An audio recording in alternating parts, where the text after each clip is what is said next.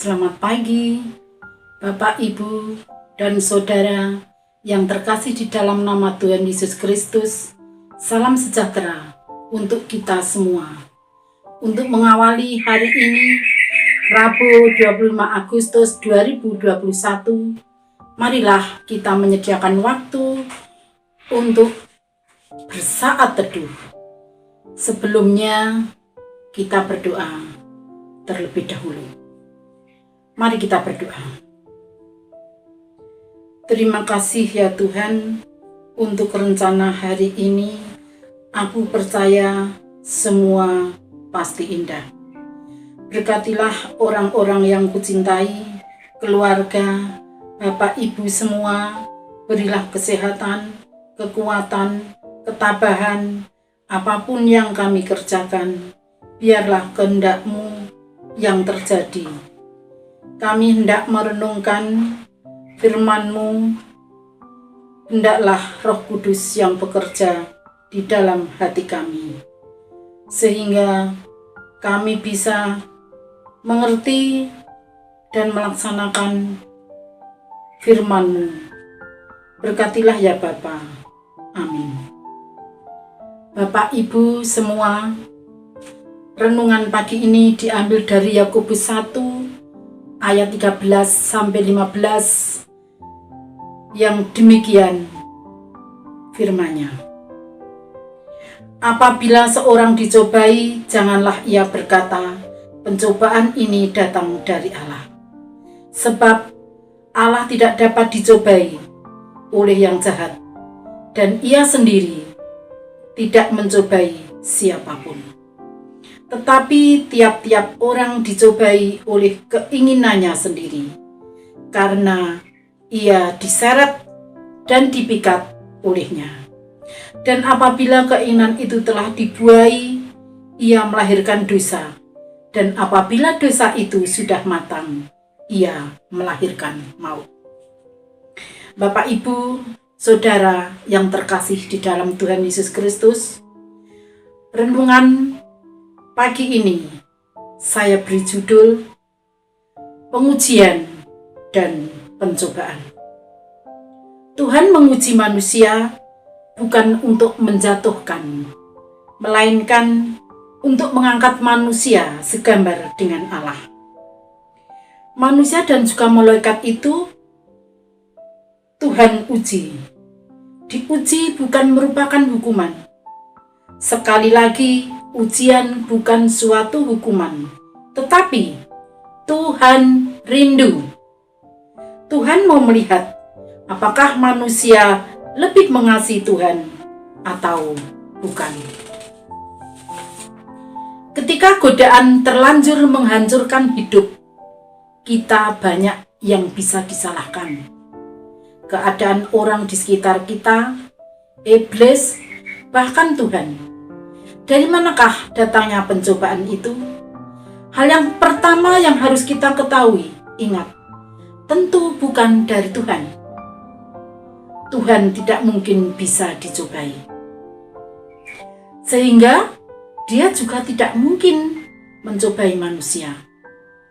Yakobus mengajarkan, itu berasal dari diri kita sendiri.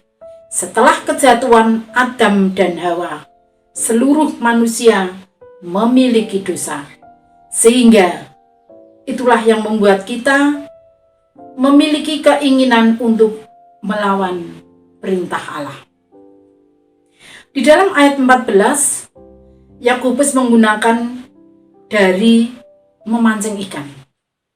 Umpan yang ada pada kail pancing sangat memikat ikan, tetapi jika dimakan, maka ikan tersebut akan diseret oleh pancing. Demikian pula godaan untuk berbuat dosa bisa terlihat sangat menarik. Maka hati-hatilah kita akan diseret olehnya. Bapak, Ibu, Saudara yang terkasih, surat Yakobus melanjutkan pengajarannya dalam ayat 15, yaitu bahwa hidup seorang Kristen bukan berarti akan selalu terhindar dari godaan. Pasti ada saja. Dan itu sebenarnya bukan dosa. Yang menjadi dosa adalah ketika kita sengaja menikmati godaan tersebut makin lama makin menarik, sehingga pelan-pelan menuntun kita untuk akhirnya berbuat dosa. Pelajaran apa yang kita petik untuk kita bisa menang melawan godaan? Yang pertama, jangan menyalahkan Tuhan karena tidak mungkin Tuhan mencobai kita. Yang kedua, jangan menyalahkan orang atau keadaan karena tidak selalu bisa berubah. Bahkan, jangan pula menyalahkan iblis karena memang sudah sifatnya ingin menghancurkan iman anak-anak Tuhan. Tetapi salahkanlah diri kita kalau kita terus membuai keinginan dalam hati kita, godaan pasti datang. Itulah yang membuat dosa. Walaupun masih memiliki keinginan daging, tetapi kita memiliki Roh Kudus. Bersama Roh Kudus, kita selalu bisa memiliki pilihan untuk berbuat baik. Jadi sebelum hidup kita hancur oleh game online, medsos, cepat-cepat kasih batasan. Jika telah menikah, jangan cari kesempatan untuk mengobrol dengan rekan lawan jenis yang kelihatan nyambung dan menarik, apalagi cuma ngobrol berdua. Ketika ada tawaran pinjaman online atau diskonan kartu kredit, datang cepat-cepat, tolaklah. Jangan sampai hidup kita habis untuk membayar utang dan sebagainya. Bapak, Ibu, Saudara yang dikasihi Tuhan, Martin Luther mengatakan sebuah peribahasa. Kita tidak dapat mencegah burung untuk terbang di atas kepala, tetapi kita bisa mencegah untuk membuat sarang di atas kepala kita. Berbahagialah orang yang bertahan dalam pencobaan, sebab apabila ia sudah tahan uji, ia akan menerima mahkota kehidupan yang dijanjikan Allah kepada barang siapa yang mengasihi Dia. Yakobus 1 ayat 12. Amin.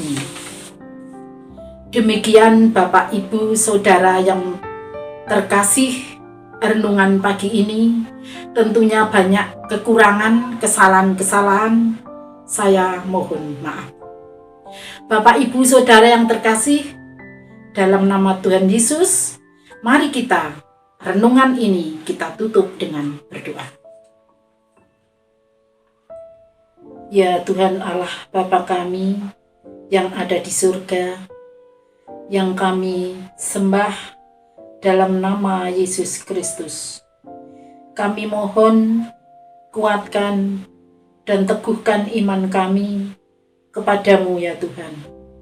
Persatukan hati kami dan lindungilah kami dengan darah-Mu yang kudus.